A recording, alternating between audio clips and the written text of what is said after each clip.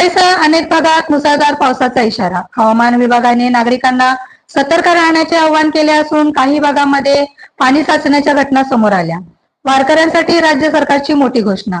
आषाढ वारीच्या पार्श्वभूमीवर दिंड्यांसाठी सुमारे 2.80 कोटीचा निधी मंजूर करण्यात आला आहे. एसटी महामंडळाची कारवाई. विविध भागातील 12 अधिकाऱ्यांना निलंबित करण्यात आल्याची माहिती समोर आली आहे. मुंबई रेल्वे प्रवाशांना दिलासा. वांद्रा स्थानकावर प्रवाशांची गर्दी कमी करण्यासाठी एलिव्हेटेड डेक उभा करण्याची योजना पुढे सरकत आहे. श्रीराम मंदिर लुटाविरोधात ठाकरेंचे शिवसेनेकडून राज्यभरात रामरक्षा महाआरतीचे आयोजन. उद्धव ठाकरेंच्या उपस्थितीत मुंबईत महाआरती. अमेरिकेचे राष्ट्राध्यक्ष डोनाल्ड ट्रम्प यांची कंपनी वर्ल्ड लिफ्ट फायनान्शियली आणि पाकिस्तानातील 2 अब्ज डॉलरच्या गुप्त क्रिप्टो करारामुळे भारताची सुरक्षा यंत्रणा अलर्ट झाली आहे.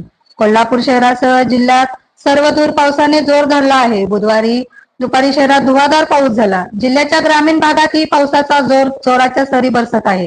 गेल्या 24 तासात गगनबावडा तालुक्यात 108.8 मिली पाऊस झाला. जेटेन न्यूज.